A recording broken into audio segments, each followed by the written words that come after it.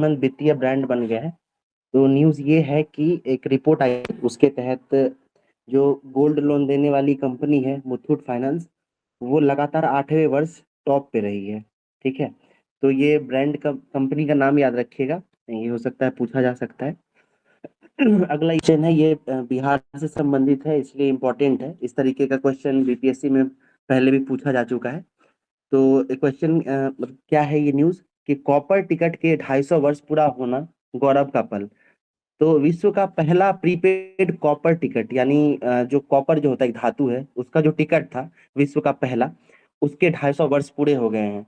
तो ये याद रखिएगा, हो सकता है आपसे साल पूछ लिया जाए या किस धातु का था ये पूछा जा सकता है। ठीक है, और अजीमाबाद यानी पटना से संबंधित न्यूज़ है ना। ये बताइए आप लोग कि अजीमाबाद जो नाम है वो किसके समय पड़ा था यहाँ पटना का नाम? सर ये औरंगजेब का पोता था अजीमुशान, उसके नाम पे पड़ा था। ओके, ठीक है, तो ये 250 वर्ष पहले जो है ये टिकट जारी हुआ था। एक न्यूज़ ये है। उसके बाद ये पाकिस्तान, जैसा आप लोगों को आइडिया होगा कि अभी आर्थिक संकट चल रहा था, तो अप्रैल के समय का ये न्यूज़ है कि वहाँ का जो प्रशासन है उसने अपने सरकारी जो भी काम है उसमें रेड कारपेट बिछाने से मना कर दिया था। ठीक है, ताकि कुछ पैसे बचाए जा सके। तो ये एक न्यूज़ है। इम्पोर्टेंट ये है कि पाकिस्तान में जो है आर्थिक संकट अपनी चरम अवस्था पे है। ठीक है, पिछले वर्ष जो है यहाँ पे बाढ़ आया था, कुछ क्षेत्र में सूखा भी पड़ा था। उसके अलावा यहाँ पे जो है बलूचिस्तान और फिर कश्मीर, इन सब क्षेत्र में अलग अलग जो है आतंकवादी संगठन, अन्य संगठन जो है वो सक्रिय रहते हैं। इस वजह से ये क्षेत्र जो है आर्थिक संकट से जूझ रहा है। ठीक है, तो ये याद रखिएगा। उसके अलावा पाकिस्तान के प्रधानमंत्री कौन है अभी? बताइए, पाकिस्तान के प्रधानमंत्री कौन है? शहनवाज शरीफ। शाहनवाज शरीफ। और वहाँ के राष्ट्रपति अभी कौन है? राष्ट्रपति हैं आसिफ अली जरदारी। ठीक है, ये इसी वर्ष जो है पाकिस्तान में चुनाव हुआ था, तो ये लोग बदले गए हैं, ये याद रखिएगा। उसके बाद देखिए, दो खिलाड़ी हैं हॉकी से जुड़े हुए हैं, नाम है हार्दिक सिंह और सलीमा टेटे। ये दोनों जो हैं हॉकी से जुड़े हुए हैं, इनको साल का सर्वश्रेष्ठ हॉकी खिलाड़ी चुना गया है 2023 के लिए। ठीक है, तो याद रखिएगा। और अवार्ड का नाम है बलवीर सिंह सीनियर पुरस्कार। ठीक है, बलवीर सिंह खिलाड़ी थे, हॉकी से जुड़े हुए थे। उसके अलावा मेजर ध्यानचंद के नाम पर जो है लाइफ टाइम अचीवमेंट पुरस्कार भी दिया जाता है हॉकी में, तो वो भी जो है इस बार मेजर ध्यानचंद के बेटे हैं अशोक कुमार, उनको दिया गया है। ठीक है, हॉकी इंडिया वार्षिक पुरस्कार समारोह में पीआर श्रीजेश को वर्ष 2023 का सर्वश्रेष्ठ गोलकीपर चुना गया था। इसके अलावा भारतीय पुरुष हॉकी टीम है, उसके कप्तान अभी हरमनप्रीत सिंह हैं। ठीक है, तो इन्हें सर्वश्रेष्ठ डिफेंडर का पुरस्कार दिया गया था। तो सर्वश्रेष्ठ गोलकीपर में याद रखिएगा पीआर श्रीजेश, ये हॉकी टीम के हैं, काफी पॉपुलर भी हैं। वर्तमान में इन्होंने संन्यास ले लिया है। इसके अलावा सर इनके आवाज कप्तान, नहीं आ रही है। हेलो हेलो, बहुत कम आ रहा है सर। आवाज कम जा रही है? नो सर, आवाज तो सही है, पता नहीं। एक बार आप लोग कर लीजिए, बढ़ा के। आवाज हेलो, तो ठीक है। ठीक है, यस सर, आवाज सही है आपका। ओके ओके, एक बार चेक कर लेंगे आप लोग। यहाँ दो खिलाड़ी का नाम याद रखिएगा, हार्दिक सिंह और सलीमा टेटे, ये दोनों जो है हॉकी से जुड़े हुए हैं। अगला न्यूज़ है जापान के, ये देखिए ये इतना इम्पोर्टेंट नहीं था इसलिए इसको आप स्किप कर सकते हैं। ठीक है, इसको हटा देते हैं। अगला न्यूज़ ये देखिए, पूरे देश में कच्चा तीबू द्वीप बनेगा भाजपा का चुनावी मुद्दा। तो हमारे लिए ये जो है कच्चा तीबू द्वीप, ये प्रमुख है, न्यूज़ में था, ये पूछा जा सकता है, विवादास्पद भी रहा है। ये बताइए कि किस देश से संबंधित है ये? श्रीलंका। हाँ बिल्कुल, श्रीलंका से संबंधित है। और याद रखिएगा कि भारत और श्रीलंका के मध्य जो है ये क्षेत्र पड़ता है। और 1974 एक आरटीआई असल में दायर किया गया था। अ, अमर कह रहे हैं सर नो ऑडिबल वॉइस, आवाज नहीं जा रही है क्या आप लोगों को? नो सर, बहुत अच्छा आवाज आ रहा है। आ रही आवाज है? तो पूरा क्लियर आ रही है। Yes sir. जी, वहां से जवाब आया है। तो बताया गया है कि 1974 तक जो है ये कच्चातीबू द्वीप जो है ये भारत का हिस्सा था। फिर 1974 में इंदिरा गांधी ने ये द्वीप जो है श्रीलंका को सौंप दिया है। ठीक है। और ये जो है द्वीप वो श्रीलंका के नेदुन तीबू और भारत के रामेश्वरम के बीच स्थित है। और इस द्वीप का प्रयोग जो है मुख्य रूप से मछुआरे करते थे। ठीक है। तो हमारे लिए इम्पोर्टेंट ये द्वीप नाम है, याद रखिएगा, ये भारत और श्रीलंका के मध्य चर्चा का विषय है। ठीक है। उसके बाद ये देखिए गजा में भीषण लड़ाई के बीच काहिरा में युद्ध विराम पर वार्ता। तो आप लोगों को पता होगा कि वर्तमान में हमास और इसराइल के बीच जो है युद्ध चल रहा है। इसके अलावा भी इस 2-3 दिन पहले का न्यूज़ है कि अभी ईरान के साथ भी मोर्चा खुल गया है इसराइल का। ठीक है। तो न्यूज़ ये है कि इसराइल और गजा के बीच जो युद्ध चल रही है इसके लिए एक शांति वार्ता हुई थी, उसकी मध्यस्थता जो है वो मिस्र कर रहा था। और वो मीटिंग जो है वो मिस्र की राजधानी काहिरा में हुई थी। ठीक है। तो फिर आप लोग देखिएगा। तो एक एक क्वेश्चन हम पूछते हैं, आप लोग आंसर कीजिएगा। रूस और यूक्रेन के बीच जो युद्ध चल रहा है तो उसके लिए एक शांति समझौता करने के लिए एक मीटिंग रखा गया था, एक सम्मेलन रखा गया था। वो किस देश में रखा गया था बताइए। यूरोपियन कंट्री है वो, किन्हीं को आइडिया है ये। स्विट्जरलैंड है ना, ये याद रखिएगा आप लोग, वहां पे ये मीटिंग हुआ था। ठीक है। तो बहुत सारे देश वहां गए थे, भारत लेकिन इसमें शामिल नहीं हुआ था, ये बात आप लोग याद रखिएगा। तो रूस यूक्रेन के बीच जो शांति समझौता हो रहा था उसके लिए स्विट्जरलैंड चुना गया था देश के रूप में। ठीक है। उसके बाद अगला न्यूज देखते हैं। द्वितीय विश्व युद्ध के नायक सूबेदार का निधन। तो याद रखिएगा कि एक सूबेदार हैं, भारतीय सेना में रह चुके थे, फांसिया इनका नाम था। वो 102 वर्ष की आयु में उनका निधन हो गया और ये द्वितीय विश्व युद्ध में भाग लिए थे। ठीक है। तो इनका नाम क्या है, थानसिया नाम है, और ये मिजोरम के रहने वाले हैं। ये एक न्यूज़ है।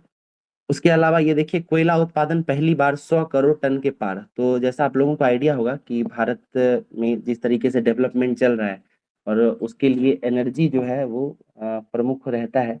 ठीक है। तो उसकी नीड को पूरा करने के लिए भारत सरकार जो है, आपको आइडिया भी होगा कि भारत में जो कोयला संयंत्र है, मतलब ताप विद्युत संयंत्र जो है वो अत्यधिक मात्रा में है, और भारत के ऊर्जा का जो डिमांड है उसका प्राथमिक स्रोत भी यही है। ठीक है। तो इसके लिए जो है पहली बार कोयला का जो उत्पादन है वो 100 करोड़ टन के पार चला गया है। ठीक है। तो याद रखिए। इसके अलावा कोयला उत्पादन में सर्वाधिक जो जिस कंपनी का योगदान रहता है वो कोल इंडिया लिमिटेड है। आगे ही आपको मिलेगा उसके बारे में भी। ठीक है। तो ये याद रखिएगा कि भारत का जो कोयला उत्पादन है वो पहली बार 100 करोड़ टन के पार चला गया है, और ये वित्त वर्ष 2023-24 के लिए है। ठीक है। इससे पहले 2022-23 में यह 93.7 करोड़ था। तो वर्तमान में जो है ये 100 करोड़ टन पार कर गया है। ये देखिए, ये इतिहास से जुड़ा हुआ है। आप लोगों को ब्लैक होल की घटना पता होगा। किन्हीं को आइडिया है ब्लैक होल की घटना क्या है बताइए, हिस्ट्री से जुड़ा हुआ है ये। सर ये काल कोठरी की त्रासदी बोलते थे, जिसमें बैटल ऑफ 17 पुलिस प्लासी के आसपास। 82 युद्ध के बिल्कुल बाद ये नवाब सिराजुद्दौला की टाइम हुआ था। बिल्कुल। और कौन थे उस समय वहाँ, एक एक अधिकारी का नाम इससे जोड़ा जाता है, यस सर, बताइए। हॉलवेल थे जो बताए थे इसको। वेंची टॉट है शायद। नहीं, हॉलवेल हॉलवेल, थे। हॉलवेल है। ठीक है। हाँ सही बता रहे हॉलवेल हैं है हाँ। जी। तो हॉलवेल के साथ ये जुड़ा हुआ है। दरअसल हुआ क्या था कि सिराजुद्दौला 156 को जी कैद कर दिया गया था और जी। उसमें से सिर्फ 12 लोग ही शायद बचे हुए थे। न्यूज़ ये है कि 20 जून 1756 को जो है युद्ध हुआ था। ठीक है। तो बंगाल के नवाब थे सिराजुद्दौला, उन्होंने ब्रिटिश सेना के 146 सैनिकों को जो है कहा जाता है कि एक छोटे से कमरे में कैद कर दिया था। और अगले सुबह जो है जब वो उसमें देखा गया तो 123 सैनिक जो थे उनकी मौत हो चुकी थी। तो इसी घटना को जो है ब्लैक होल की घटना भी कहते हैं, और ये ब्लैक होल की घटना ही जो है प्लासी के युद्ध का भी एक कारण बनती है। ठीक है। तो ये याद रखिएगा। तो इसी से संबंधित है ब्लैक होल ऑफ कोलकाता, ये न्यूज में था। ठीक है। अच्छा ये बताइए कि ये ब्लैक होल इसका नाम दिया गया था, ब्लैक होल जो है ये हमारे अंतरिक्ष से जुड़ा हुआ भी एक टर्म है ना। तो ब्लैक होल का नाम किनके द्वारा दिया गया था ये बताइए, या पहली बार ब्लैक होल की खोज किसके द्वारा की गई थी। ये क्या बताना? यहाँ देखिए न्यूज है कि सबसे पहले जो है ब्लैक होल की खोज जो है वो इटली और के एक प्रोफेसर थे जिनका नाम था रिकार्डो जियाकोनी। ठीक है, इन्होंने इसका खोज किया था और सबसे पहले इसका नामकरण जो है वो दिया था रॉबर्ट डिकी ने। ठीक है, तो रॉबर्ट डिकी ने ब्लैक होल का नामकरण किया था और इसका खोज जो है वो रिकार्डो जियाकोनी ने किया था। तो ये एक न्यूज था। वैसे हम लोगों के लिए इतिहास के परिप्रेक्ष्य में ये इम्पोर्टेंट है कि ब्लैक होल की घटना क्या है, कौन से नवाब इससे जुड़े हुए हैं। ठीक है, उसके अलावा हॉलवे की जो रोडवेज है, जो हाईवे है, उसके ऊपर जो टोल टैक्स होता है, तो पहले क्या होता था कि उसको मैनुअली उसके पैसे दिए जाते थे। लेकिन इसके कारण जो है वो एनएच पे या जो टोल टैक्स प्लाजा होता है वहाँ पे लंबी लंबी कतारें रहती थी, भीड़ रहता था। इस वजह से सरकार के द्वारा जो है ये फास्टैग का एक सुविधा लाया गया। इसके तहत जो है एक स्टिकर वो कार के शीशे पे लगाया जाता है और ये रेडियो टेक्नोलॉजी यूज किया जाता है। इसके तहत जब भी कार उस टोल प्लाजा के निकट से गुजरता है तो वो स्कैन होके और उससे पैसा कट जाता है। तो पहले क्या होता था कि एक जो फास्टैग होता है उसको कई कारों पर लगाया जाता था और फिर अलग अलग उसे पैसे कटते थे। लेकिन भारत सरकार के द्वारा ये एक रूल बनाया गया कि अब एक गाड़ी पर एक ही फास्टैग रहेगा और वो एक नंबर से ही जुड़ा रहेगा। ठीक है, तो याद रखिएगा, एक वाहन एक फास्टैग है, ये एनएचएआई के जो रोडवेज का सर्विस है उससे जुड़ा हुआ है। ठीक है, अगला देखिए, पहली बार भारत का रक्षा निर्यात रिकॉर्ड 21,000 करोड़ के आंकड़े के पार पहुंचा। ठीक है, तो हुआ क्या है कि निर्यात धीरे धीरे हमारा जो रक्षा निर्यात है वो बढ़ता जा रहा है और पहली बार जो है ये रक्षा मंत्रालय की तरफ से ये न्यूज आया है कि पहली बार जो है ये 21,000 करोड़ का आंकड़ा पार कर गया है। भारत जो है वो 84 देशों के साथ अपना रक्षा उपकरण बेचता है। ठीक है, तो हाल फिलहाल में आप गौर करेंगे कि भारत जो है विभिन्न रक्षा संबंधित प्रौद्योगिकी में विकास किया है ना। ब्रह्मोस है, उसका भी डीलिंग हो रहा है अभी। उसके अलावा जो भारत के द्वारा अलग मिसाइल बनाया जाता है उसको भी बेचता है भारत, है ना। या फिर जो तेजस विमान है, इन सबको, तो इन सब की बिक्री जो है वो पहली बार 21,000 करोड़ पार कर गई है। ठीक है, ये आंकड़ा बहुत बड़ा है, ये याद रखिएगा। यहाँ पे देखिए, यहाँ पे ये है कि 84 देशों में भारत का जो है निर्यात होता है, रक्षा संबंधित निर्यात।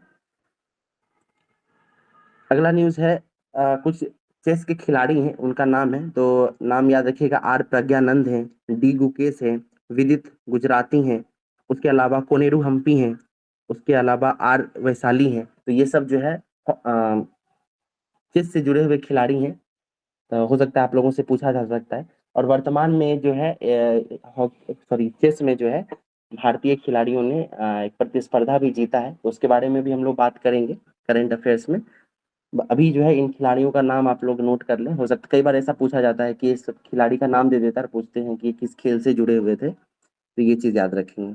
उसके बाद चुनावी बॉन्ड से संबंधित एक न्यूज है। तो आप लोगों को पता होगा कि इलेक्शन कमीशन भारत का जो सुप्रीम कोर्ट है उन्होंने चुनावी बॉन्ड जो है उसको असंवैधानिक करार कर दिया था। ठीक है, किन्हीं को आइडिया है ये चुनावी बॉन्ड क्या है, इसके बारे में कोई आइडिया है तो बताइए।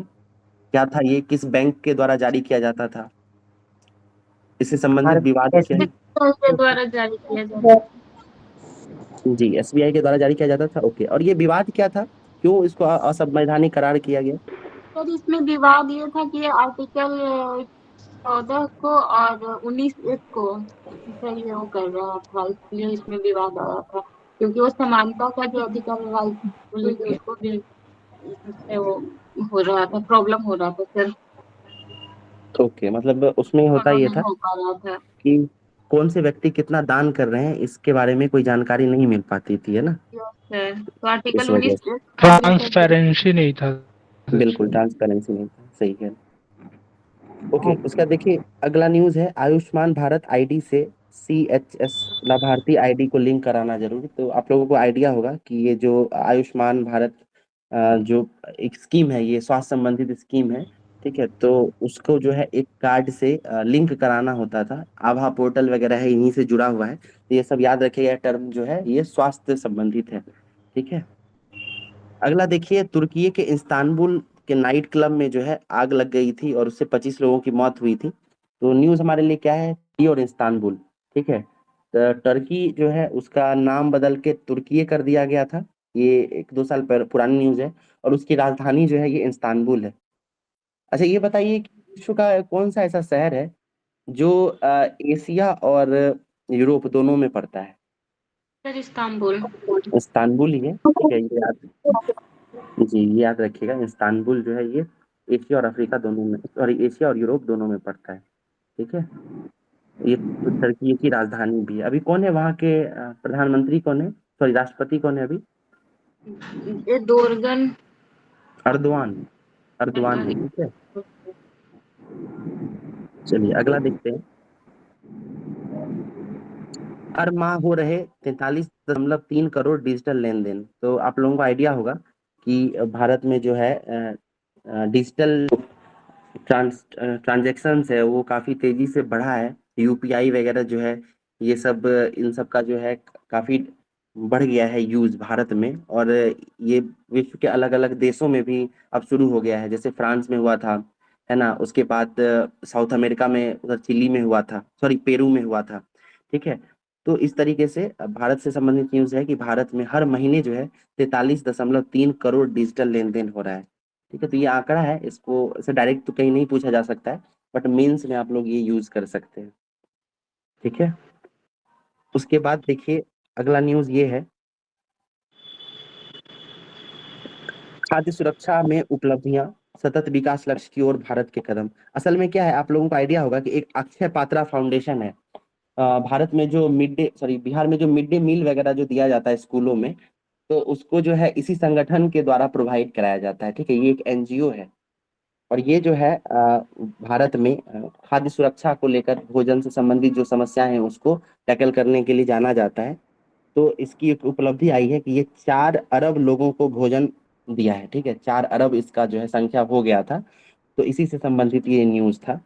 ये याद रखिएगा। फाउंडेशन का नाम क्या है? अक्षय पात्रा, ठीक है। आप लोगों में से कई लोगों को पता भी होगा इस फाउंडेशन के बारे में।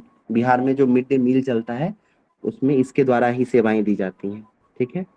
उसके बाद अभी आज हम लोगों ने पाकिस्तान के बारे में जो पढ़ा था कि वहाँ पे आर्थिक संकट चल रहा है, तो उसी संबंधित न्यूज है कि वहाँ पे जो वर्ल्ड बैंक है उसके द्वारा एक आशंका जताई जा रही है कि पाकिस्तान में हो सकता है कि 1 करोड़ से अधिक लोग जो है वो फिर से गरीबी रेखा के नीचे जा सकते हैं, ठीक है। वहाँ पे जो बाढ़ आई थी, सूखा पड़ा था, या वहाँ जो चरमपंथी हमले हो रहे हैं, उन सब से जो है ये आशंका जताई जा रही है। उसके बाद देखिए न्यूज है कि भूकंप के तेज झटके से दहला ताइवान। तो ताइवान में जो है एक भूकंप आया है, 7.4 रिक्टर इसका जो है तीव्रता नापा गया है, ठीक है। तो याद रखिएगा ताइवान में भूकंप आया था। अच्छा ये बताइए कि एक जगह को भी एक जगह भूकंप आया था, कहाँ आया था बताइए, किस देश में आया था? वो जापान के इशिकावा में है। हाँ बढ़िया, जापान के शिकागो में आया था, इसको हम लोगों ने देखा भी था, ठीक है। तो यहाँ पे जो है न्यूज क्या है कि ताइवान में भूकंप आया है, ठीक है। ताइवान है कहाँ पे? चीन, चीन के पूर्वी चीन के पूरब में अवस्थित है ये, ठीक है। और चीन और ताइवान के बीच जो है आप लोगों को आइडिया भी होगा कि कुछ समस्याएं भी हैं, ठीक है। उसके बाद इससे जुड़ा हुआ एक न्यूज ये समझ लीजिए कि ताइवान जो है वो पूरे विश्व में सेमीकंडक्टर चिप मुहैया करवाता है। वहाँ जो भूकंप आया उसके कारण जो है सेमीकंडक्टर चिप जो प्रोवाइड कराती थी कंपनी, वहाँ वो सब कुछ दिनों के लिए बंद हो गई थी। इसके कारण जो है जितना वर्ल्ड में जितना भी काम हो रहा था चिप को लेकर, तो अचानक से सभी में प्राइस हाइक हो गया, है ना, दाम बढ़ गया था। तो ये न्यूज जो है इम्पोर्टेंट है, पूछा जा सकता है आपसे कि कहाँ पे भूकंप आया था, ताइवान में आया था, याद रखिएगा। उसके बाद राजीव गांधी का हत्या हो गया था 21 मई 1991 को, और ये बम ब्लास्ट कर दिया गया था एक आत्मघाती हमलावर के द्वारा, ठीक है। और ये जगह कहाँ था? तो ये श्री पेरम्बूर में था, ये तमिलनाडु के पास है। तो न्यूज ये है कि हत्या में जुड़े हुए जो कई लोग थे उसमें से 3 लोगों को छोड़ दिया गया है और उन्हें फिर से श्रीलंका भेज दिया गया था। ये एक न्यूज है। हमारे इम्पोर्टेंट ही क्या है, राजीव गांधी इम्पोर्टेंट है, उनका हत्या कब हुआ है, डेट इम्पोर्टेंट है, ठीक है। उसके बाद उनकी हत्या का जो जिम्मेदारी थी वो लिट्टे के द्वारा ली गई थी, ठीक है। लिट्टे आपको पता आइडिया है? लिट्टे LITTE। ये एक नक्सली ग्रुप है, इसको नक्सली घोषित किया गया था आई थिंक राजीव गांधी की हत्या के बाद। बिल्कुल, ये श्रीलंका में थे, वहाँ पे सिंहलीज और तमिल ये दो भाषी लोग थे, अलग अलग लैंग्वेज को लेकर यहाँ पे विवाद था। ठीक है, और यही जो है आंतरिक सिविल वॉर का एक रूप ले लिया था। तो उसी से लिट्टे जो है ये सामने आया था। ठीक है, अगला न्यूज ये है और काफी इंपॉर्टेंट है कि भारत वाणिज्यिक कच्चा तेल रणनीतिक भंडारण बनाएगा। तो आप लोगों को आइडिया होगा कि अभी वर्तमान में विश्व में अलग अलग जगह युद्ध चल रहा है। ठीक है, इससे क्या हो रहा है कि सप्लाई चेन बाधित हुआ है।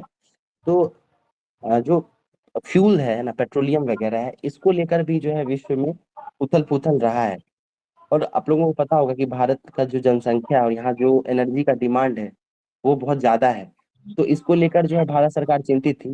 तो उन्होंने क्या किया है कि भारत में ही कच्चे तेल के भंडारण को लेकर जो है अलग अलग जगहों पर निर्धारित करके भंडारण केंद्र बनाया है। ठीक है, तो 3 जगह पे बनाया गया है। पहला है विशाखापत्तनम में। ठीक है, उसके बाद दूसरा कर्नाटक के मंगलुरु के पास है और तीसरा कर्नाटक के पादुर में है। ठीक है, तो इन सब जगहों पर 3 जगहों पर जो है कच्चे तेल का भंडारण किया जाएगा। और फिर यहाँ से जो है जब जरूरत पड़ती है ना, अगर डिमांड सप्लाई में अगर बाधा आती है तो यहाँ से फिर सप्लाई किया जाएगा। तो ये याद रखिएगा, 3 जगह इंपॉर्टेंट है, विशाखापत्तनम, कर्नाटक का मंगलुरु और फिर कर्नाटक का ही पादुर। ठीक है, उसके बाद ये देखिए ग्रीन एनर्जी के क्षेत्र में जो है काफी तेजी से काम हो रहा है। अडानी ग्रुप के बारे में हम लोगों ने पहले भी पढ़ा है कि गुजरात में जो है बहुत सारा प्लांट स्थापित किया है। तो एक न्यूज यहाँ ये भी है कि अडानी एनर्जी ग्रुप जो है गुजरात के में जो है खावड़ा एक जगह है, वहां पे 2000 मेगावाट का सौर क्षमता स्थापित किया है। ठीक है, तो ये बस इतना याद रखिए कि अडानी ग्रुप जो है ये सोलर एनर्जी के क्षेत्र में काफी व्यापक काम कर रहा है, तेजी से डेवलपमेंट हो रहा है कुछ। ठीक है, ये देखिए ताइवान में भूकंप के बारे में हम लोग बात किए थे, उसी से संबंधित न्यूज है। तो न्यूज क्या है कि ताइवान में भूकंप से मोबाइल का उत्पादन प्रभावित होने की आशंका है। अभी हमने बात की थी चिप के बारे में, सेमीकंडक्टर चिप के बारे में, तो यही न्यूज है। दुनिया की सबसे बड़ी चिप निर्माता company Taiwan semiconductor manufacturing company जो है इससे मतलब उस सुनामी से अछूता नहीं रहा है। और सुनामी के कारण जो है इसका प्लांट जो है उसको खाली करा दिया गया था, प्रोडक्शन रुक गया था। इस वजह से जो है मोबाइल, इसके अलावा लैपटॉप्स है, टैबलेट्स है, या इस तरीके का जो भी आप देखते हैं गैजेट्स, उन सब का दाम बढ़ गया था बीच में। उसके बाद ये न्यूज़ है, मारुति सुजुकी ने रचा इतिहास। तो मारुति सुजुकी जो है ये कहाँ की कंपनी है, किसी को आइडिया है किस देश की कंपनी है? जापान। बिल्कुल जापान की कंपनी है। तो न्यूज़ ये है कि जापान के बाद, ठीक है, भारत में इन्होंने 3 करोड़ वाहन का उत्पादन किया है। ठीक है, तो सबसे पहले नंबर इनकी कंपनी जापान की है और जापान में इसका प्रोडक्शन काफी ज्यादा था। इसके बाद भारत जो है ये दूसरा ऐसा देश है जहाँ पे 3 करोड़ से ज्यादा वाहनों का उत्पादन इन्होंने किया है। ठीक है, तो ये याद रखिएगा। कंपनी जो है मारुति सुजुकी, इसकी भारत में 3 अलग अलग जगहों पर जो है मैन्युफैक्चरिंग हब है। पहला है इसका गुरुग्राम में, दूसरा हरियाणा के मानेसर में है और तीसरा है गुजरात के हसलपुर में। ठीक है, तो ये उतना इम्पोर्टेंट नहीं है, बस इतना याद रखिएगा कि मारुति सुजुकी जो है वो टॉप ब्रांड है कार मैन्युफैक्चरिंग में। ठीक है, और इन्होंने एक उपलब्धि हासिल की है। उसके अलावा देखिए अगला न्यूज़ क्या है, टेस्ला ने भारत के लिए शुरू किया उत्पादन। तो टेस्ला जो पता होगा आप लोगों को कि ये एलोन मस्क की कंपनी है, ये ई व्हीकल बनाती है, ई कार्स। ठीक है, और इन्होंने भारत भी जो है कार बनाना शुरू कर दिया है। और यहाँ जो कार बनने वाला है उसका मैन्युफैक्चरिंग भारत में नहीं होगा, बल्कि ये जर्मनी से बन के आएगा। ठीक है, जर्मनी से ये निर्यात किया जाएगा और फिर उसको भारत में बेचा जाएगा। ठीक है, और एक चीज और याद रखिए, यहाँ पे देखिए राइट हैंड ड्राइवर्स रूल है। ठीक है, असल में क्या होता है कि विश्व में अलग अलग देशों में अलग अलग ट्रैफिक नियम है। तो कहीं पर लेफ्ट लेफ्ट सीट जो होता है वहां से ड्राइव किया जाता है, कहीं पे राइट सीट्स पे। ठीक है, तो अमेरिका में जो है ड्राइविंग जो है वो लेफ्ट साइड से होता है, भारत में जो है ये राइट साइड से होता है। ठीक है, तो इस वजह ये न्यूज में है।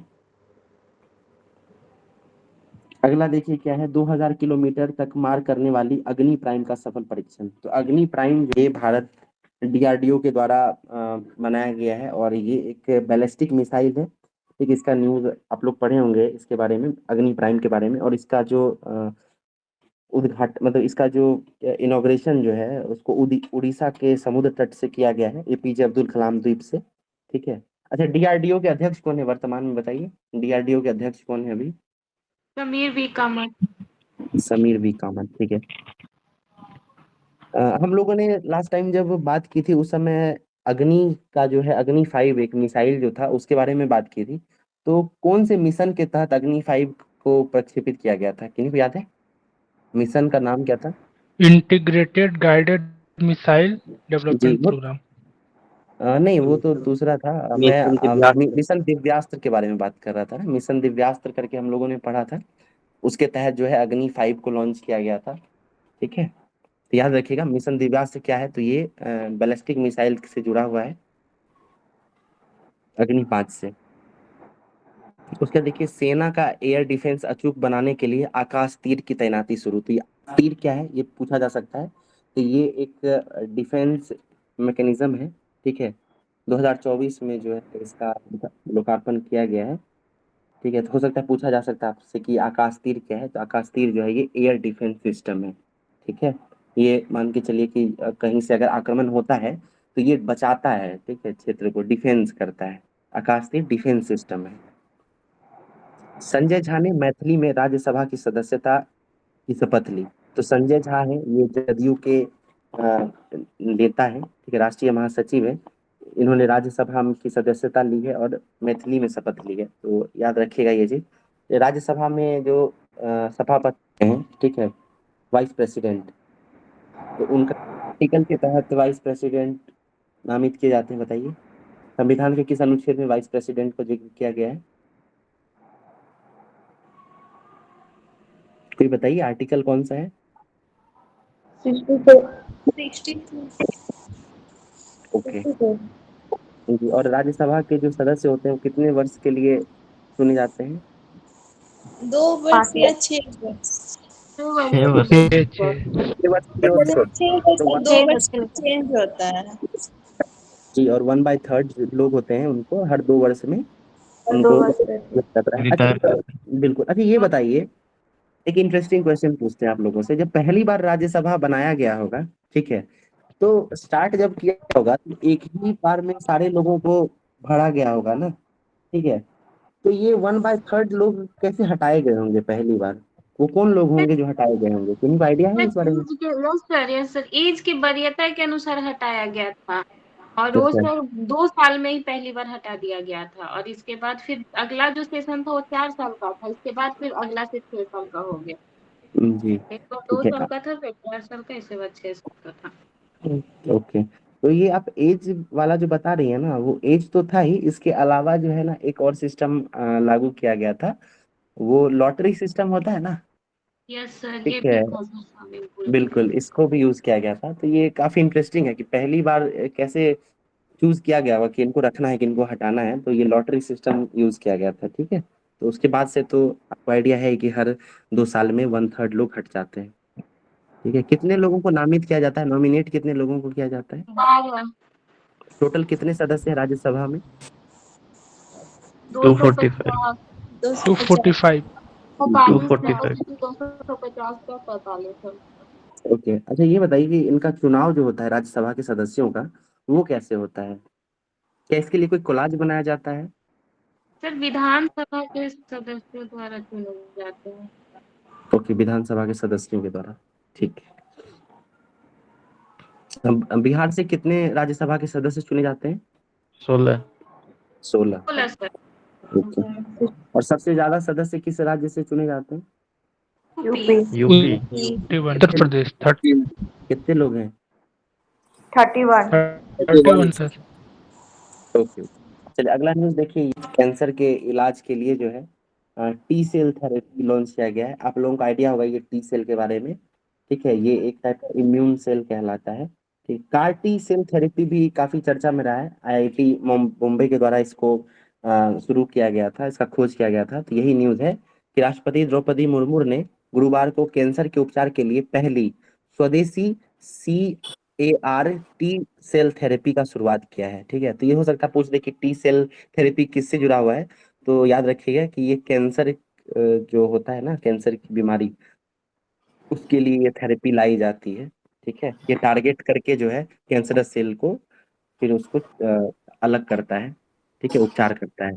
तो ये भारत जो है स्वदेशी रूप से पहला उपचार पद्धति लागू किया है। इसका नाम क्या है? CAR-T cell therapy. और इसको IIT बॉम्बे के द्वारा जो है बनाया गया है। ठीक है, ये काम करता है तो याद रखिएगा कि इसमें नहीं, ये बायो इंजीनियरिंग, ठीक है, उसका इस्तेमाल किया जाता है। आप लोगों का आइडिया होगा। ठीक है, CRISPR-9 के बारे में पढ़े आप लोग को? आइडिया है CRISPR-9 क्या है? क्या होता है बताइए। सर वेरी गुड, उससे बताइए सर। टारगेटेड क्षेत्र में इलाज किया जाता है और इससे सर जेनेटिक बीमारियां जो है वो सबका इलाज होता है। ओके, देखिए असल में है क्या, मैं ये समझाता हूँ। ये इस तरीके का जो है ना DNA की संरचना रहती है। ठीक है, तो जो बायो इंजीनियरिंग होता है ना, DNA फिंगरप्रिंटिंग और इंजीनियरिंग होता है। मान के चलिए कि इस इतने दूर में जो है ना, अगर कोई बीमारी है, यहाँ पे अगर कैंसरस सेल है, ठीक है, तो जो CRISPR-9 जो है ना, CRISPR टेक्नोलॉजी है, वो ना अनुवांशिक कैंची की तरह काम करता है। ठीक है, वो क्या करता है, कैंची की तरह काम करता है, यानी यहाँ से और यहाँ से उसको काट देता है। ठीक है, और काटने के बाद क्या होगा कि अब इस क्षेत्र पे जो कैंसरस सेल है या जो कोई डिफेक्ट है, उस पे अनुवांशिक इंजीनियरिंग करके, ठीक है, यानी कोई ऐसा डेवलप किया जाता है सेल, या ऐसा कुछ एंजाइम तैयार किया जाता है, उसको इस क्षेत्र में अप्लाई किया जाता है और फिर यहाँ पे वो काम करता है। और इस जगह अगर कोई बीमारी है या कोई उपद्रव है तो उसको ठीक करता है। तो इस तरीके से ही जो है ना ये काम करता है। बायोटेक्नोलॉजी का अगर आप लोगों को टाइम हो तो एक बार ये सब जरूर देखें। DNA फिंगरप्रिंटिंग क्या है, ये टीसेल क्या है, CRISPR-9 टेक्नोलॉजी क्या है, तो इन सब के बारे में एक बार जरूर देखें। ये अभी असल में क्या है ना कि ये डेवलपमेंटल फेज में है। ठीक है, और रोज कुछ ना कुछ नया इसमें डेवलपमेंट हो ही रहा है। तो ये सब न्यूज में काफी रहता है और एग्जाम में पूछा जाता है। UPSC वगैरह जो है उसका ये सब फेवरेट कोर टॉपिक है। ठीक है, तो इजिली आपको इस पे सोर्सेज भी मिल जाएंगे। एक बार जरूर इसके बारे में बायोटेक्नोलॉजी जरूर पढ़ें आप लोग। और असल में है क्या, ये बायोलॉजी से भी जुड़ा हुआ है ना। तो जैसा BSc है, वो बायो से जुड़ा हुआ सवाल पूछता है। तो बायो में ही हम लोग एक डिजीज चैप्टर पढ़ते हैं ना, डिजीजेस। तो ये बायोटेक्नोलॉजी है और डिजीजेस, ये सब जो है आपस में जुड़ा हुआ ही है। तो इससे सवाल बनने की संभावनाएं रहती हैं। तो एक बार इसको देखिए आप। उसका देखिए, ये न्यूज़ क्या है कि भारत में 2022 में डोपिंग के सर्वाधिक मामले रजिस्टर किए गए थे। तो डोपिंग टेस्ट होता है, ये वाडा के द्वारा किया जाता है। ठीक है, विश्व डोपिंग निरोधक एजेंसी है ये। तो ये भारत के 2000 से मतलब बहुत सारे लोग जो हैं, 3865 लोग इसके तहत पाए गए थे, है ना, दोषी पाए गए थे। तो ये याद रखिएगा, उतना इम्पोर्टेंट नहीं है, बस याद ये रखिएगा कि डोपिंग टेस्ट कौन करती है, तो वाडा करती है। ठीक है, अभी जो है ओलंपिक में हमारी एक खिलाड़ी थी जिनका कम वजन बढ़ गया था। ठीक है, तो इनका भी नाम याद रखिएगा। और इनसे जुड़ा हुआ जो भी क्या कंट्रोवर्सी रहा था, ये भी पूछा जा सकता है, याद रखिएगा। आज हरियाणा का जो है ना चुनाव हुआ है, हरियाणा और जम्मू कश्मीर जीत का इलेक्शन। जीत गई है सर। जी, जी, हरियाणा चुनाव का इलेक्शन रिजल्ट आया है, तो हरियाणा और जम्मू कश्मीर का बताइए क्या।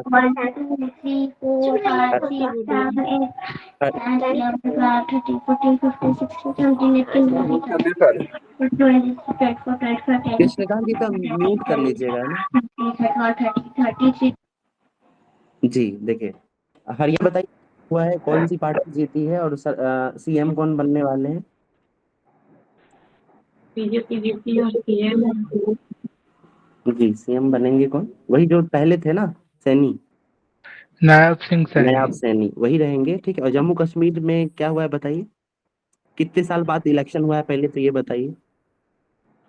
2000 देखिए 10 साल बाद यहाँ इलेक्शन हुआ है, 10 वर्ष पूर्व यहाँ पे इलेक्शन हुई थी। ठीक है, और उसके बाद 2019 में जो है जम्मू कश्मीर को डिवाइड किया गया, केंद्र शासित प्रदेश बनाया गया, लद्दाख अलग हुआ, जम्मू कश्मीर अलग हुआ। तो उसमें से जम्मू और कश्मीर में चुनाव हुआ है। ठीक है, और इसमें जो है वहाँ पे जो उमर अब्दुल्ला हैं, उनकी पार्टी जीती है। वो कांग्रेस के साथ अलायंस में थे। ठीक है, और 49 सीट मिला है। तो अब उमर अब्दुल्ला जो है वो जम्मू कश्मीर केंद्र शासित प्रदेश के पहले मुख्यमंत्री बनेंगे। ठीक है, तो याद रखिएगा।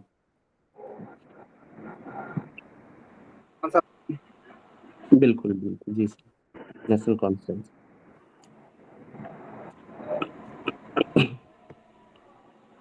देखिए एक कंपनी का नाम है ब्लू ओरिजिन, ठीक है।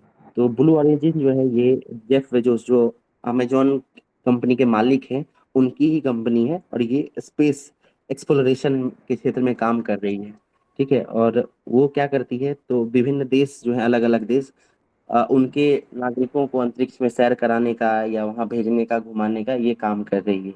तो कंपनी का नाम याद रखिएगा, हो सकता है पूछा जाए कि ब्लू ओरिजिन जो है ये किस क्षेत्र से संबंधित है। तो ब्लू ओरिजिन जो है ये स्पेस के क्षेत्र से जुड़ा हुआ है।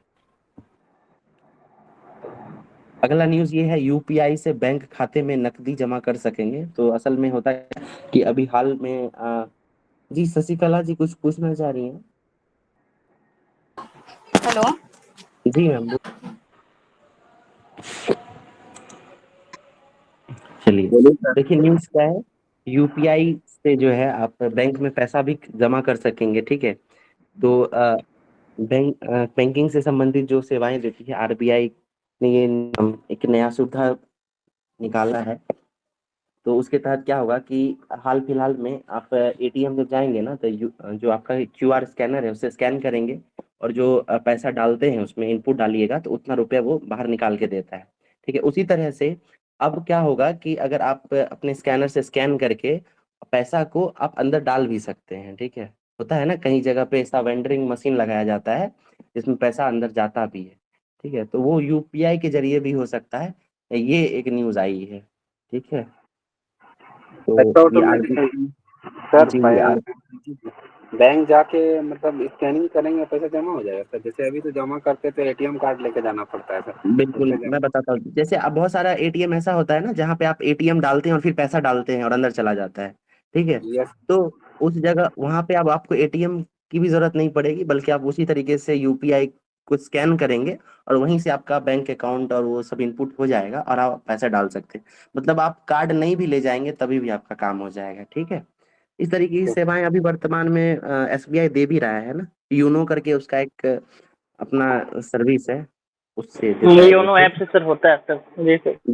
बिल्कुल बिल्कुल। तो ये आरबीआई के द्वारा देता है। देखिए हम लोगों के लिए पढ़ने का क्या बात है, पढ़ना क्या है मतलब एग्जाम पर्पज से क्या तो आरबीआई जो है ये बैंकिंग सुविधाओं को, ठीक है, वो बहुत आसान कर रहा है। ये हमारे लिए इम्पोर्टेंट ये है, ये जानना जरूरी है। इसके अलावा अ, कौन सा बैंक मतलब क्या सर्विस कौन देता है आपको पता होगा। एनपीसीआई करके एक बॉडी है, ठीक है, क्या है बताइए। सर नेशनल इसका पेमेंट का national full form payment corporation of national India. Payment corporation India, ठीक, कारपोरेशन ऑफ इंडिया। तो ये जो है ना ये एक अम्ब्रेला इंस्टीट्यूशन है, ठीक है। बहुत सारे अलग अलग इंडिविजुअल अलग अलग कंपनीज अलग अलग बैंकों ने मिलकर इसको बनाया है एनपीसीआई को।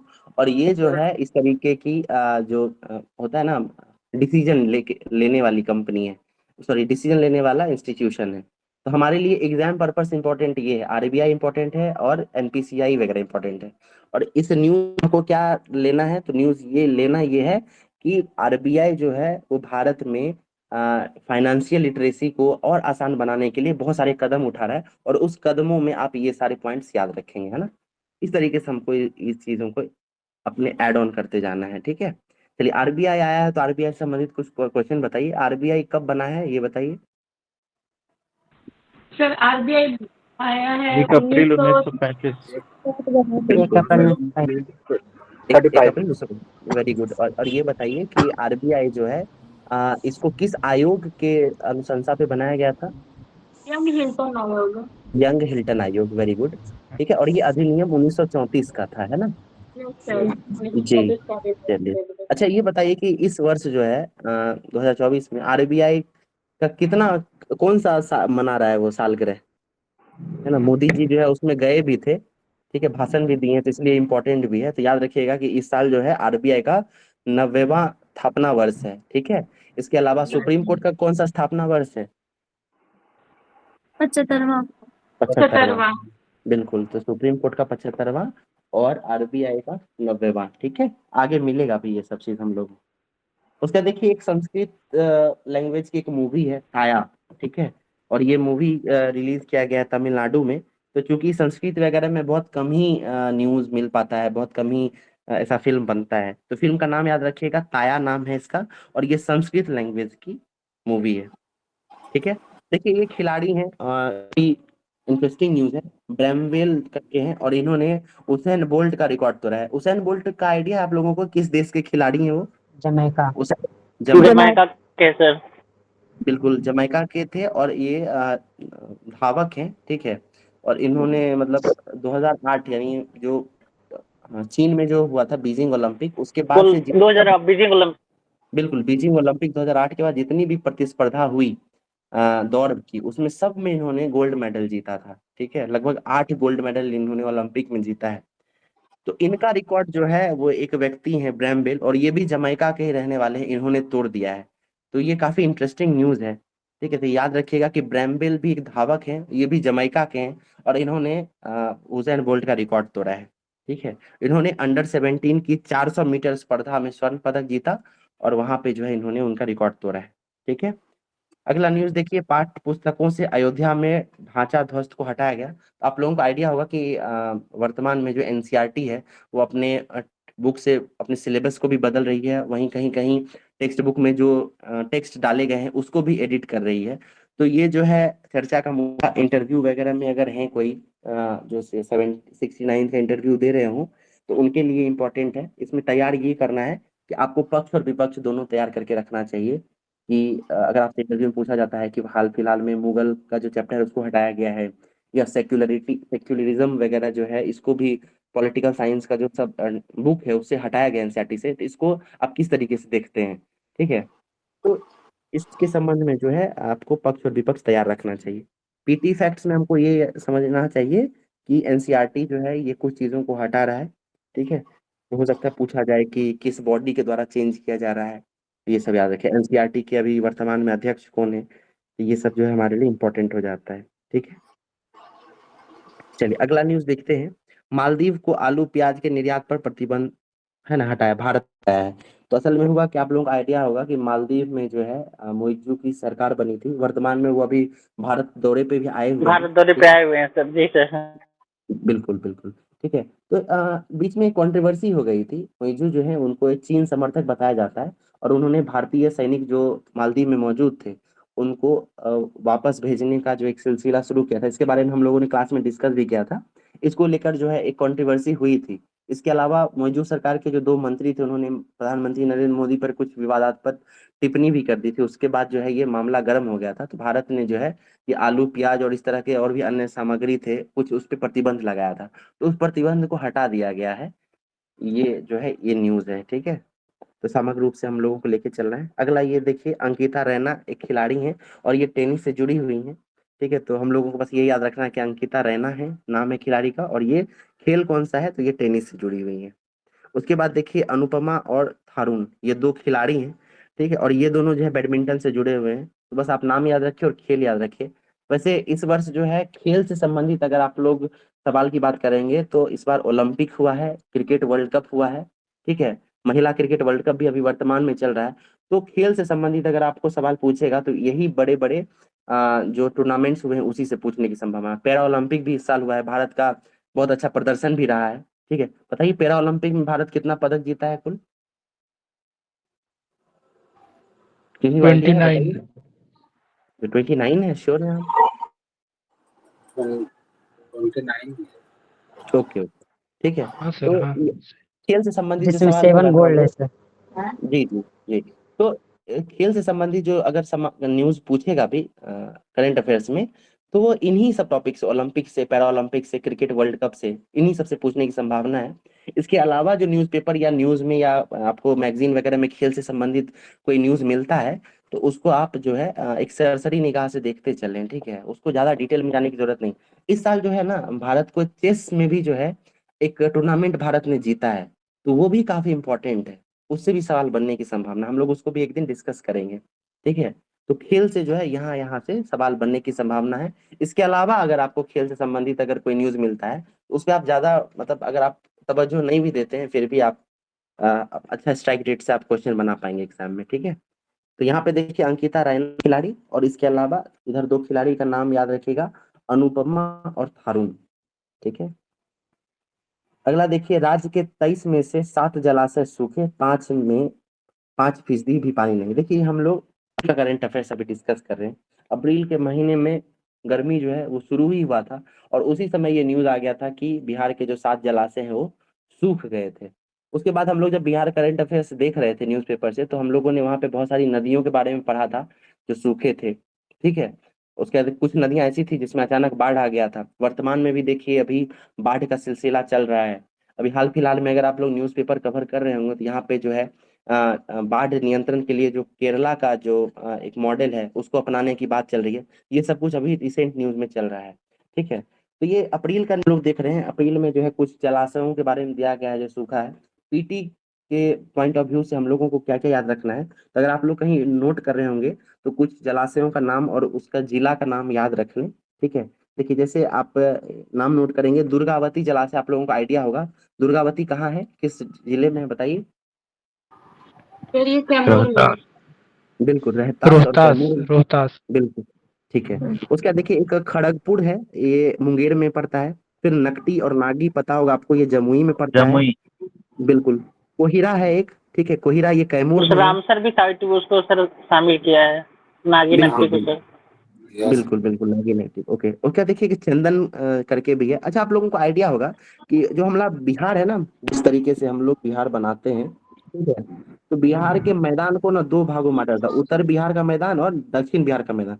दक्षिण बिहार का मैदान को अगर आप डिवाइड करेंगे तो इधर आपको सोन मैदान मिलता है, ठीक है, गंगा सोन मैदान। फिर इधर मगध का मैदान मिलता है, और इधर वाला जो है ना जिसको अंग का मैदान कहते हैं, वो कहीं कहीं पे आपको चंदन का मैदान भी मिलता है, ठीक है, चंदन का मैदान। ठीक है, आपको पता है कि उस क्षेत्र बांका और भागलपुर वाले क्षेत्र को चंदन का मैदान भी कहते थे, ठीक है। असल में वहां पे जो है ना एक चंदन जलाशय है, वो एक नदी हुआ करती थी, तो उसके नाम पर जो है ना उस छोटे क्षेत्र को चंदन का मैदान भी कहा जाता है, ठीक है। सर चांदन है सर। बिल्कुल चांदन ही बोल रहे हैं, ठीक है, चांदन का मैदान है ये, और ये बांका जिले में है, ठीक है। उसके बाद देखिए और कुछ जलाशयों की बात करते हैं। जैसे एक कोल महादेव जलाशय है, ये नवादा में पड़ता है, ठीक है। एक बांसकुंड जलाशय है, ये लखीसराय में है, ठीक है। उसके बाद फुलवड़िया है, ये नवादा में है। ये 2-4 जलाशयों का नाम है, हो सकता है एग्जाम में पूछा जा सकता है। तो अगर आपको 1-2 भी याद रहता है तो आप उसमें जो होता है ना, कई बार दान करने वाला पूछता है इस तरीके से, तो आप अगर 1-2 भी पता होगा तो आप लोग वो कोडिंग करके बना सकते हैं, ठीक है। जैसे दुर्गापति आप लोगों को पता ही है, चांदन के बारे में हम लोग बात कर चुके हैं, बांका में है। नागी नट्टी का आइडिया है, खड़गपुर के बारे में आपको पता है, मुंगेर में। भीम बांध बताइए जिले में है, भीम बांध के बारे में बताइए। मुंगेर। मुंगेर। ये सर ओढ़नी बांध कहाँ है बताइए, ओढ़नी बांध? बांका। बांका में। बांका में। बहुत बढ़िया, बिल्कुल बिल्कुल। तो इसी तरीके से कुछ कुछ अगर आइडिया रहता है ना तो वो फिर एलिमिनेशन मेथड से बन जाता है, ठीक है। सबको नहीं याद करना, बट कुछ इंपॉर्टेंट जो है उसको याद करके रखना है, ठीक है। अगला देखिए न्यूज क्या है, कोचीन शिपयार्ड का अमेरिकी नौसेना के साथ समझौता हुआ है। तो अमेरिका जो है उसका कोचीन का जो शिपयार्ड है उसके साथ समझौता हुआ है, और उसके तहत जो है ये, अच्छा, उस समझौते का नाम क्या है, तो मास्टर शिपयार्ड मरम्मत समझौता है, ठीक है। नाम क्या है, मास्टर शिपयार्ड मरम्मत समझौता। हो सकता है आपसे पूछा जाए कि मास्टर शिपयार्ड मरम्मत समझौता जो है ये किन 2 संगठनों के बीच हुआ है, तो आप याद रखिएगा, एक कोचिन शिपयार्ड लिमिटेड है और दूसरा अमेरिकी नौसेना है, ठीक है। तो इन दोनों के बीच जो है ये समझौता हुआ है। आईएनएस शारदा को सम्मानित किया गया, तो याद रखिए शारदा क्या है, तो ये एक नेवी का शिप है, ठीक है। अगला न्यूज देखिए, विश्वविद्यालय को नई ऊंचाई देने में गैर शैक्षणिक कर्मी भी बढ़ाएंगे हाथ। तो हमारे लिए पीटी फैक्ट्स में क्या याद रखना है, यूजीसी याद रखना है। यूजीसी का फुल फॉर्म बताइए क्या है? University grant commission. University grant commission. किस साल इसका शुरुआत हुआ था? 1956। ओके। तो अभी वर्तमान में इसके अध्यक्ष चेयरमैन है प्रोफेसर एम जगदीश कुमार, ठीक है। उसके बाद मिशन कर्मयोगी आप लोगों को पता होगा, बताइए क्या किस चीज से जुड़ा हुआ है ये मिशन कर्मयोगी क्या है? ये कर्मचारियों के लिए शायद बनाया गया था, कर्मचारी विशेष प्रशिक्षण देने के लिए।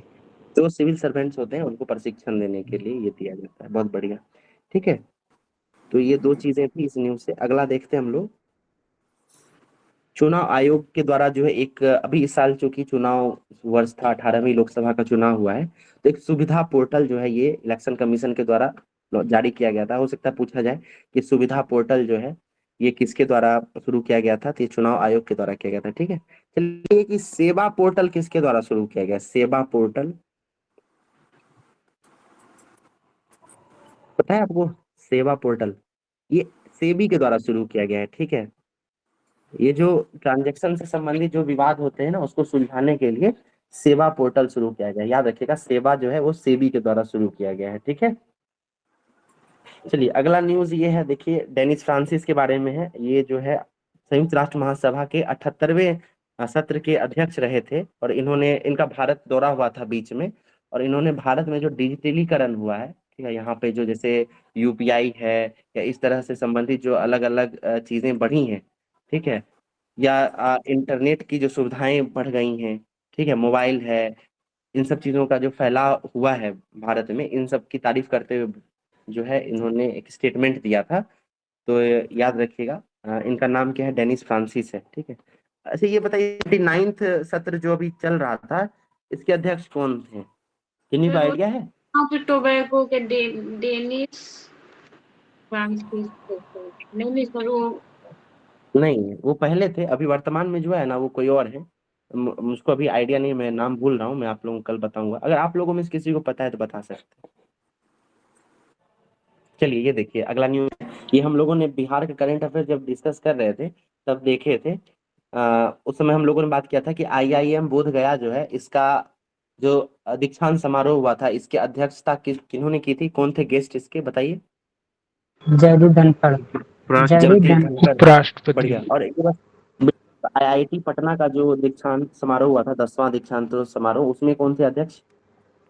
एन कलाई सेल्वी, बिल्कुल, सीएसआईआर के हाँ, अध्यक्ष। आईसीआर के जो चीफ हैं कलाई सेल्वी, वो आए थे। ठीक है, चलिए ये देखिए, ये बहुत इंटरेस्टिंग न्यूज है। आगरा एक्सप्रेसवे जो है उस पे लड़ाकू विमान उतारा गया था। ठीक है, तो ये न्यूज है कि भारतीय वायुसेना ने गगन शक्ति अभियान, ये नाम याद रखिएगा अभियान का, गगन शक्ति नाम है। इसके तहत क्या किया है? उन्नाव में लखनऊ आगरा एक्सप्रेसवे पर लड़ाकू विमानों की आपात लैंडिंग कराई है। ठीक है, तो ये जो है एक प्रकार का अभ्यास था। ठीक है, कि इमरजेंसी सिचुएशन में हम अपने एक्सप्रेसवे पर भी इन सब को उतार सकते हैं कि नहीं। ठीक है, तो ये याद रखिएगा। अभियान का नाम क्या है? गगन शक्ति नाम है। ठीक है, उसके बाद देखिए आकाश समझौता के बारे में दिया गया है। कुछ आप लोग इसके बारे में जानते हैं, AUKUSH। ठीक है, ये बताइए किन 3 देशों को मिला के बनाया गया था ये संगठन? AUKUS ऑस्ट्रेलिया, यूके और यूके, और यूएसए। USA। और ये जो है पनडुब्बी से संबंधित एक समझौता था, न्यूक्लियर पनडुब्बियों को लेकर। हिंद प्रशांत महासागरीय क्षेत्र में चीन की जो शक्ति है उसको संतुलित करने के लिए संगठन बनाया गया था। तो उसी से संबंधित एक न्यूज छपा है। ठीक है, इसमें जो है जापान को भी शामिल करने की बात हो रही थी। तो ये आप लोग याद रखिएगा। इस साल जो है बताइए क्वाड सम्मेलन हुआ है, कहाँ हुआ, किस देश में हुआ है क्वाड सम्मेलन? यूएसए। यूएसए। USA। बिल्कुल, अभी देखिए ये एक 2 वीक पहले ही हुआ है ना? तो ये यस सब सर। मोदी जी गए हुए थे अमेरिकी दौरे पे, तो ये सब याद रखिए। उसके बाद देखिए गंगू राम से, एक सिनेमेटोग्राफर है बॉलीवुड के, उनका निधन हो गया था। तो देखिए ये न्यूज क्यों बताया जा रहा है ये, क्योंकि ये एक मतलब अलग इस तरीके, मतलब इस क्षेत्र का हम लोग कभी नाम नहीं सुनते हैं। जब भी हम लोग पढ़ते हैं निधन वगैरह का न्यूज, तो कोई शास्त्रीय गायक हो गए, कोई राजनेता हो गए, या कोई किन्हीं को पद्मश्री वगैरह मिला है, उनका डेथ हो गया, तो ये सब पूछा जाता है। अब सिनेमेटोग्राफर का डेथ ये उतना चर्चा में नहीं रहता है ना। और ये गंगू राम से जो है ना काफी चर्चित रहे हैं। अगर किन्हीं को फिल्म जगत से संबंधित इंटरेस्ट हो या हॉबी हो जिनकी, तो उनको इसका आइडिया होगा। ठीक है, तो ये गंगू राम से इनका निधन हो गया। ये सिनेमेटोग्राफर है, तो हो सकता है ये 1 लाइनर में पूछा जा सकता है। देखिए रूस में तैयार हो रहा है भारत का 2 युद्धपोत। ठीक है, तो दोनों का नाम याद रखिएगा, एक है INS तुशिल और दूसरे का नाम है INS तमाल। ठीक है, ये बताइए INS अरिघात क्या है? अरिघात अभी हाल ही फिलहाल में काफी चर्चा में रहा है ये। फिर एक पनडुब्बी है। जी, न्यूक्लियर पनडुब्बी है। ठीक है, दूसरा भारत का दूसरा न्यूक्लियर पनडुब्बी है। पहला कौन था? INS चक्र। एनएस विक्रांत। अरिहंत, अरिहंत अच्छा, अरिहंत। है ना, INS अरिहंत था। चलिए अगला देखते हैं हम लोग। वित्त वर्ष 2023-24 में मोटर वाहन खुदरा बिक्री में 10% की बढ़ोतरी। देखिए ये न्यूज इसलिए कि आप लोगों को आइडिया होगा कि पिछले साल निर्मला सीतारमन के द्वारा जो है एक काफी कंट्रोवर्शियल स्टेटमेंट किया गया था कि भारत के जो युवा पीढ़ी है ना, वो जो व्हीकल्स है ना उसको खरीदने से बचते हैं, है ना, वो ओला उबर इस तरीके के सर्विस को ज्यादा यूज कर रहे हैं। इस वजह से मैन्युफैक्चरिंग सेक्टर में डिप आ गई थी। ये स्टेटमेंट निर्मला सीतारमन का था लास्ट ईयर, है ना। तो उसी संबंधित आप ये चीज देख सकते हैं कि इस साल क्या है, तो जो खुदरा बिक्री हुए हैं मोटर वाहनों की उसमें 10% का उछाल जारी किया गया है, लायक है ना। तो ये संबंधित न्यूज है लास्ट ईयर और इस साल को आप कंपैरिजन करके मेंस में यूज कर सकते हैं, ठीक है। उसके बाद देखिए एक खिलाड़ी हैं, इनका नाम है अक्षय भाटिया। और अक्षय भाटिया जो है ये गोल्फ से संबंधित खिलाड़ी हैं, ये आप लोग याद रखिएगा। अगला न्यूज देखिए, चीन ने बनाया अमेरिकी अपाचे की टक्कर का अटैक हेलीकॉप्टर। तो देखिए हमारे लिए तो इम्पोर्टेंट है, बट इससे भी इम्पोर्टेंट है कि चीन का जो हेलीकॉप्टर है उसका नाम क्या है। तो अभी नामकरण नहीं किया गया है, ठीक है। चीन ने जो हेलीकॉप्टर बनाया उसका नामकरण नहीं किया गया है, तो ये न्यूज आर्टिकल में रख सकते हैं। बस याद रखिएगा अपाचे जो है ये अमेरिका का एक हेलीकॉप्टर है, ठीक है। और भारत भी इसको खरीदा है, भारत में भी अपाचे हेलीकॉप्टर की सेवाएं दी जा रही हैं। अगला न्यूज है कि दक्षिण कोरिया ने लॉन्च किया दूसरा जासूसी सैटेलाइट। तो दक्षिण कोरिया ने लॉन्च किया है दूसरा जासूसी सैटेलाइट। आप लोगों को आइडिया होगा कि नॉर्थ कोरिया और साउथ कोरिया के बीच में जो है आपसी बॉर्डर संबंधित जो है प्रॉब्लम चलता ही रहता है। तो नॉर्थ कोरिया जो है ना वो बहुत सारा मिसाइल और इन सब का परीक्षण करता ही रहता है डराने के लिए। आए दिन न्यूज आता रहता है कि नॉर्थ कोरिया ने जापान के ऊपर से जो है जापान सी में जाके किसी मिसाइल का परीक्षण किया है। तो उस क्षेत्र में जो है ना इस तरीके का न्यूज चलता ही रहता है। उधर साउथ चाइना सी चर्चा में रहता है, उधर जापान सी चर्चा में रहता है, नॉर्थ कोरिया रहता है चर्चा में, उसके जो तानाशाह राष्ट्रपति हैं, ठीक है, वो भी चर्चा में रहते हैं। तो उसी को प्रतिसंतुलित करने के लिए जो है दक्षिण कोरिया ने भी अपना दूसरा जासूसी सैटेलाइट लॉन्च किया है। और ये लॉन्च कहाँ से किया गया है, तो ये अमेरिका के फ्लोरिडा में जो कैनेडी स्पेस सेंटर है वहां से लॉन्च किया गया है और स्पेस एक्स का फॉल्कन 9 रॉकेट के द्वारा भेजा गया है। इसके अलावा एक चीज ये भी याद रखिएगा कि दक्षिण कोरिया जो है वो कुल 5 जासूसी सैटेलाइट कुल मिलाकर लॉन्च करने वाला है। तो अभी 2 ही सैटेलाइट गया है, 3 और जाने वाला है, ठीक है, ये याद रखिएगा। उसके देखिए क्या न्यूज है कि दूरसंचार ग्राहकों की संख्या 119.7 करोड़ हुई। तो भारत जो है उसमें टेलीकॉम जो यूजर्स हैं उसकी संख्या लगातार बढ़ती जा रही है। ये एग्जैक्ट फिगर आपको कहीं नहीं पूछेगा, बस इतना याद रखिएगा ये बढ़ता जा रहा है, ठीक है। अगला न्यूज है कि आप लोगों को आइडिया होगा कि इलेक्शन में जब कोई भी प्रत्याशी जब नॉमिनेशन दायर करता है तो उसे अपनी संपत्ति का ब्यौरा भी देना पड़ता है। तो इससे संबंधित जो है एक पीआईएल दायर किया गया था आसाम में। तो सुप्रीम कोर्ट के द्वारा जो है एक निर्णय दिया गया है कि जो उम्मीदवार नामकरण करते हैं, नॉमिनेट होते हैं, जो चुनाव लड़ते हैं, उनको अपना सारा ब्यौरा देने की जरूरत नहीं है, ठीक है। तो ये काफी इंटरेस्टिंग न्यूज है ना, कि जो भी चुनाव लड़ने के लिए प्रत्याशी खड़े होंगे उनको अपना सारा जो भी कहते हैं अपनी संपत्ति का जो भी ब्यौरा है ना वो पूरा देने की जरूरत नहीं है। मतलब उनको वही ब्यौरा देना है जो काफी एक्सपेंसिव हो, काफी लग्जेरियस हो। ये सुप्रीम कोर्ट के द्वारा कहा गया है। अपने डेली लाइफ का जो चीजें हैं उसके बारे में वो नहीं भी बताते हैं तो उन पे कोई कार्रवाई नहीं की जाएगी। तो सुप्रीम कोर्ट का काफी इंटरेस्टिंग रूलिंग आया है, तो ये आप लोग याद रखिएगा। डीआरडीओ के स्वदेशी ड्रोन से होगी रेडिएशन की पहचान। तो ये देखिए कि ड्रोन तैयार किया गया है डीआरडीओ के द्वारा, ठीक है, और वो जो है रेडिएशन का पता लगाएगा, तो याद रखिएगा। परमाणु संयंत्र हादसे और युद्ध क्षेत्र में भी ये मददगार होगा, ठीक है। डीआरडीओ के अध्यक्ष कौन थे बताइए, अभी हम लोग बात भी किए थे इसका। समीर समीर वी कामत। देखिए ये न्यूज इंटरेस्टिंग पूछा भी जा सकता है कि इसरो की जो चंद्रयान 3 मिशन का जो टीम था उसको अमेरिका में पुरस्कार दिया गया, सम्मानित किया गया है, ठीक है। और अवार्ड कौन सा है, ये जॉन एंड जैक स्विगर्ट जूनियर पुरस्कार मिला है, ठीक है। ये अमेरिका में मिला है ये चीज।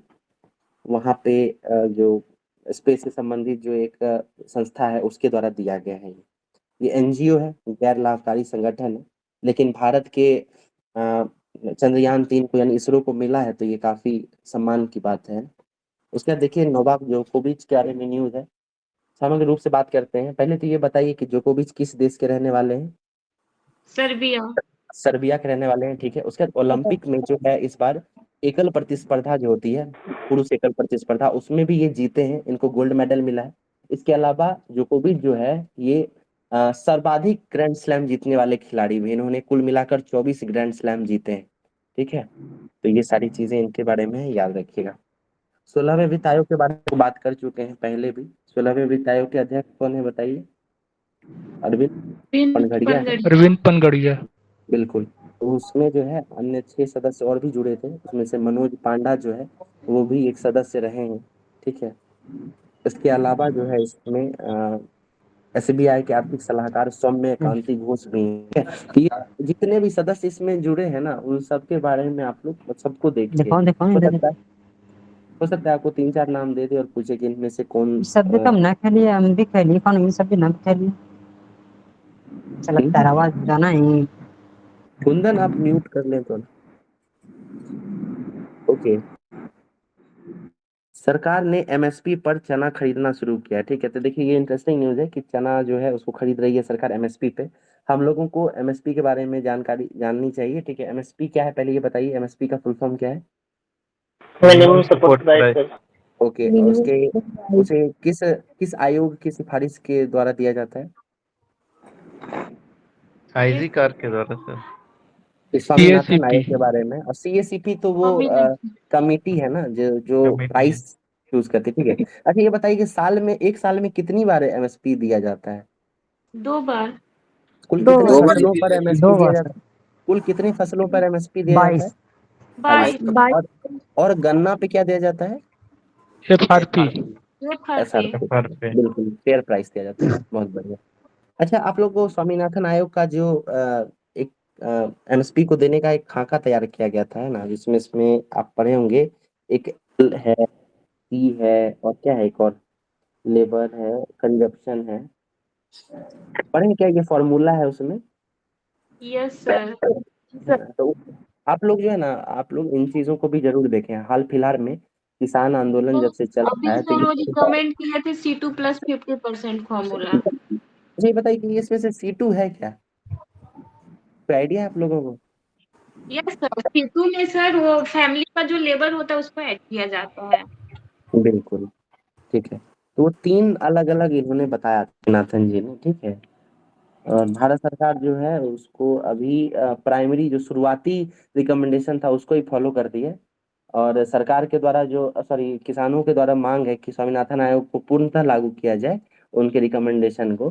तो वो रिकमेंडेशन क्या था कि उनको फैमिली लेबर, उसके अलावा लैंड का जो प्राइस है, भत्ता, रेंट, उसको भी ऐड करना है। और उसके अलावा जो है जो किसान उसमें काम करेंगे उनके प्राइस को, उनके लेबर कॉस्ट को भी ऐड करके और उसका 50% एडिशनल वो एमएसपी के रूप में देना है कि नहीं। तो इन चीजों को आप लोग थोड़ा डिटेल में देखें, मेंस के पर्पस में भी आपको काम आएगा, ठीक है। उसके देखिए अच्छा इस बार जो है आपको जो हमारे स्वामीनाथन है उनको भारत रत्न भी मिला है कि नहीं। तो इस वजह से भी ये सारी चीजें काफी इंपॉर्टेंट हो जाती हैं, ठीक है। सर अभी गवर्नमेंट जो है वो किस पे देती है? A2 या A2+ एफएल पे देती है? ये शुरू वाले पे ही देती है, ठीक है। A2 पे। बिल्कुल, ठीक है। यही तो बात है ना कि इसको ही बढ़ाने की बात कही जा रही है, ठीक है।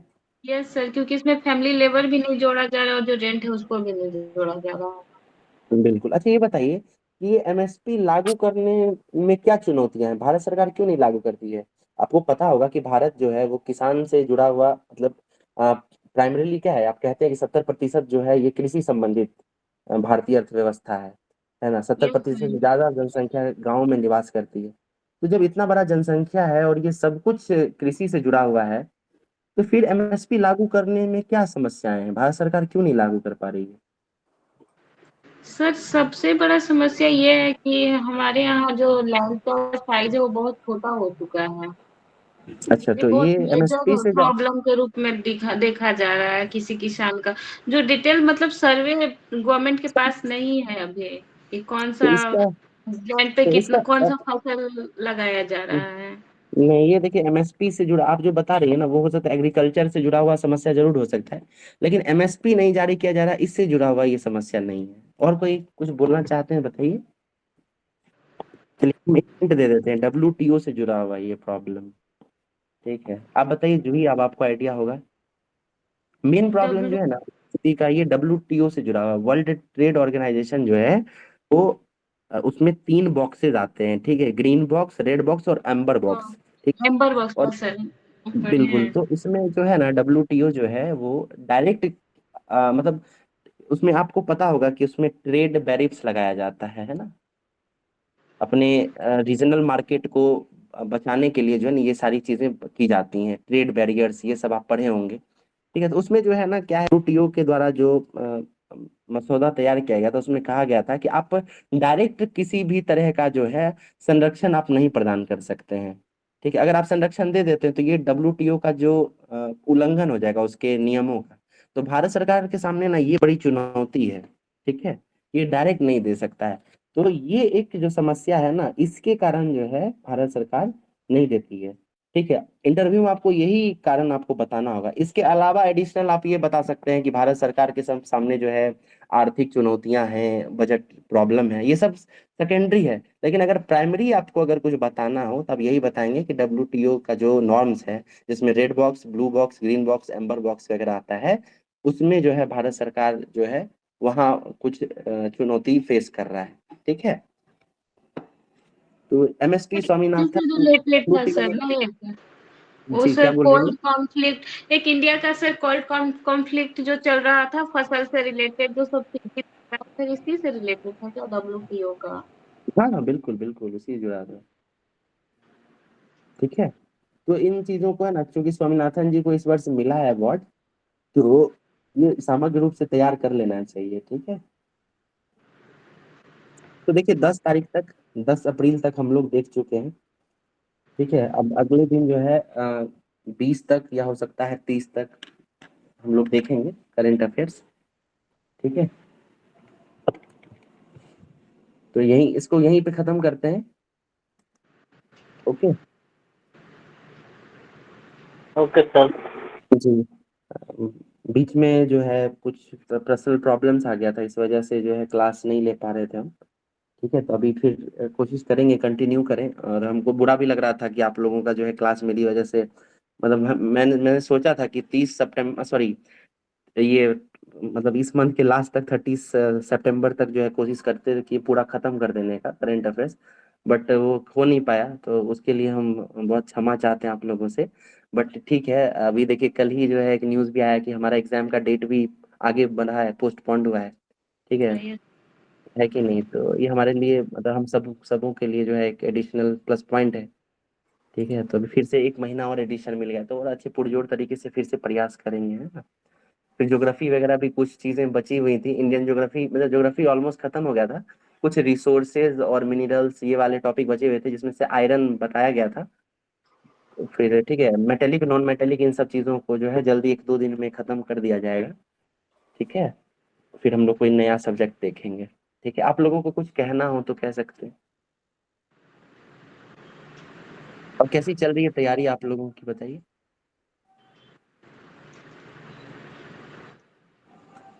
हेलो। है सर। ओके,